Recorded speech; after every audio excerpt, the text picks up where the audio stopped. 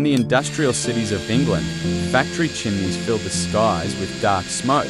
The rhythmic roar of steam engines echoed from Manchester's cotton mills to Birmingham's iron workshops. The Industrial Revolution was carrying humanity to the threshold of the modern age: textiles, coal, railways. Yet beneath the bright glow of this revolution, a darker world was hidden.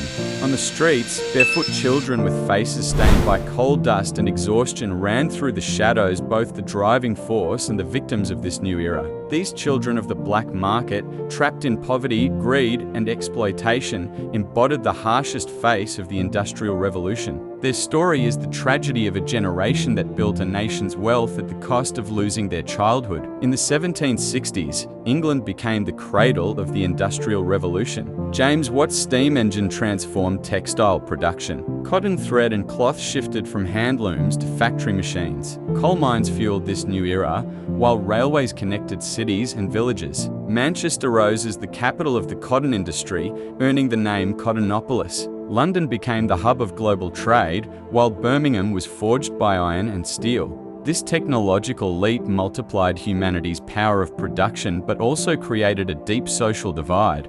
Migrants from the countryside flocked to cities in search of factory work. Yet these jobs came with long hours, low wages, and dangerous conditions. Poverty left families desperate. Many were forced to send their children to work. Children became the cheapest and most vulnerable labor force of the Industrial Revolution. Their small hands could reach into the fine mechanisms of textile machines. Their fragile bodies could crawl through narrow mine shafts. But they were not only a source of income for families, they became commodities of the black market. The black market thrived in the shadows of poverty, forming a hidden economy. Children were torn from their families, gathered from orphanages, or abducted from the streets, then sold into factories, mines, and street labor. This system built the wealth of the Industrial Revolution while staining the conscience of humanity.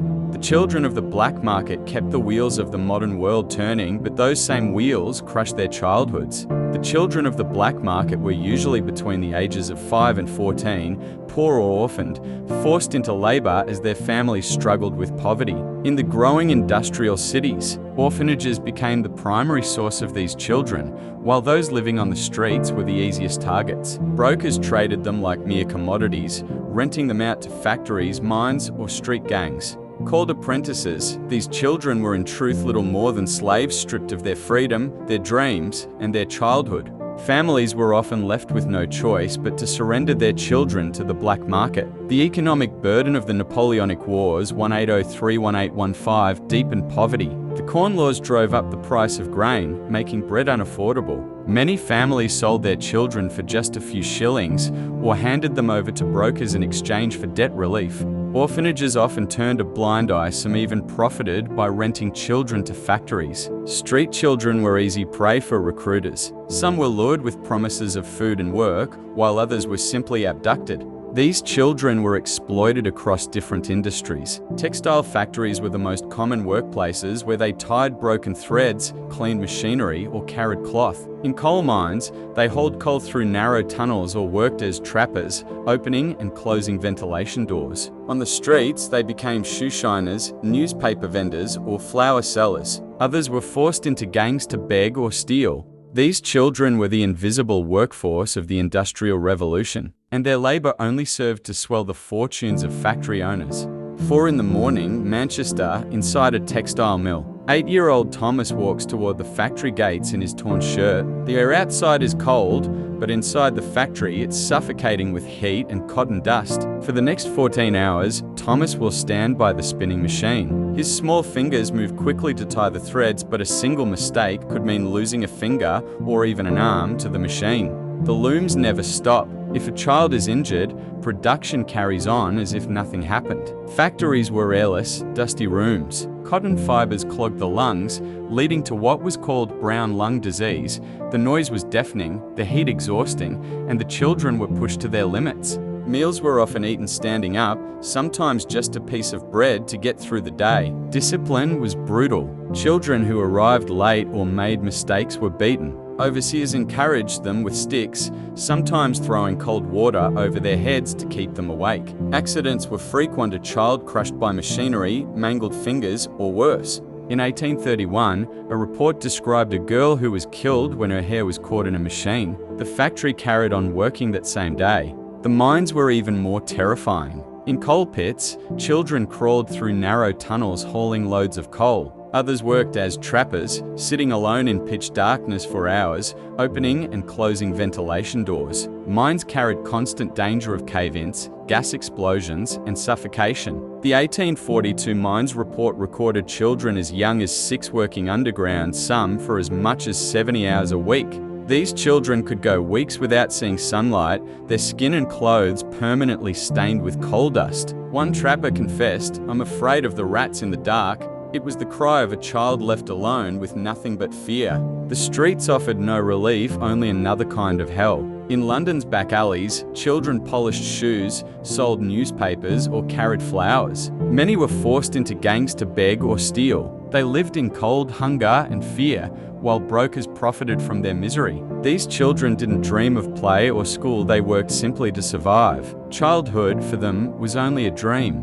The black market was one of the darkest faces of the Industrial Revolution. This underground network treated children as mere commodities to be bought and sold. Factory owners worked hand in hand with brokers to secure cheap labor. Orphanages sent children as apprentices to factories in exchange for money. Families, crushed by debt, were forced to hand over their children to these middlemen. Some were even pressured into selling them outright. Street children were the easiest targets, lured with false promises or kidnapped and forced into labor.